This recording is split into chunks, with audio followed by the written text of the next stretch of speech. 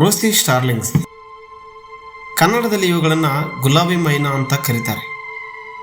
ಪ್ರತಿ ವರ್ಷ ಇವು ರಷ್ಯಾ ಮತ್ತು ಕಜಕಿಸ್ತಾನನ ಮೈ ನಡುಗಿಸುವ ಚಳಿಯಿಂದ ತಪ್ಪಿಸಿಕೊಳ್ಳಲು ಹಾರಲು ಶುರು ಮಾಡ್ತವೆ. ದಾರಿಯಲ್ಲಿ ಹಿಮಾಲಯದ ಅತಿ ಎತ್ತರದ ಪರ್ವತಗಳು, ಪಾಕಿಸ್ತಾನದ ಗುಡ್ಡಗಾಡುಗಳು, ರಾಜಸ್ಥಾನದ ಸುಡುವ ಮರುಭೂಮಿ ಇವೆಲ್ಲವನ್ನೂ ದಾಟಿ ಸುಮಾರು 6,000 ಕಿಲೋಮೀಟರ್ ಹಾರಿ ಕೊನೆಗೆ ನಮ್ಮ ತಮಿಳುನಾಡಿನ ತೂತುಕುಡಿಗೆ ಬಂದು ತಲುಪುತ್ತವೆ. ವಿಶೇಷ ಅಂದರೆ ಇವುಗಳ ಕೈಯಲ್ಲಿ ಮ್ಯಾಪ್ ಇಲ್ಲ, ಫೋನಿನ GPS ಇಲ್ಲ. ಆದರೆ ಇವುಗಳ ಹೃದಯದಲ್ಲಿ ದೈವದತ್ತವಾದ ಒಂದು ದಿಕ್ಸೂಚಿ ಇದೆ. ಅದು ಇವುಗಳಿಗೆ ಸರಿಯಾದ ದಾರಿ ತೋರಿಸುತ್ತೆ. ಈ ಪುಟ್ಟ ಹಕ್ಕಿಗಳಿಂದ ನಾವು ಕಲಿಯಬೇಕಾದ 3 ಮುಖ್ಯ ಪಾಠಗಳು. ಮೊದಲನೆಯದು, ಬದಲಾವಣೆಗೆ ಒಗ್ಗಿಕೊಳ್ಳುವುದು.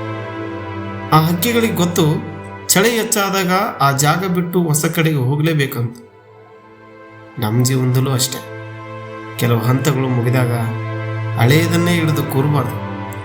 ಮುಂದೆ ಸಾಗುವುದೇ ಬದುಕಿನ ನಿಯಮ. ಎರಡನೆಯದು, ಸಮೂಹದ ಶಕ್ತಿ.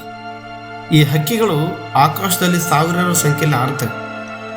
ಆದರೆ ಪ್ರತಿ ಹಕ್ಕಿಯೂ ಕೇವಲ ತನ್ನ ಪಕ್ಕದ 7 ಹಕ್ಕಿಗಳ ಮೇಲೆ ಮಾತ್ರ ಗಮನ ಇಟ್ಟಿರುತ್ತೆ. ಇಡೀ ಪ್ರಪಂಚದ ಭಾರವನ್ನು ನಾವು ಒಬ್ಬರೇ ಹೊರಬೇಕಿಲ್ಲ. ನಮ್ಮ ಸುತ್ತಲಿನ ಕೆಲವೇ ಜನರಿಗೆ ನಾವು ಬೆಂಬಲವಾಗಿ ನಿಂತರೆ ಸಾಕು, ಇಡೀ ಸಮುದಾಯವೇ ಬಲವಾಗುತ್ತೆ. ಮೂರನೆಯದು, ಆ ಅದೃಶ್ಯ ಶಕ್ತಿಯ ಮೇಲೆ ನಂಬಿಕೆ. ಕೊನೆಯದಾಗಿ, ಅವು ಹೋಗುವ ದಾರಿ ಅವುಗಳಿಗೆ ಹೊಸದು, ಆದರೂ ಅವು ತಲುಪಬೇಕಾದ ಜಾಗವನ್ನು ಪ್ರತಿ ವರ್ಷ ನಿಖರವಾಗಿ ತಲುಪ್ತವೆ.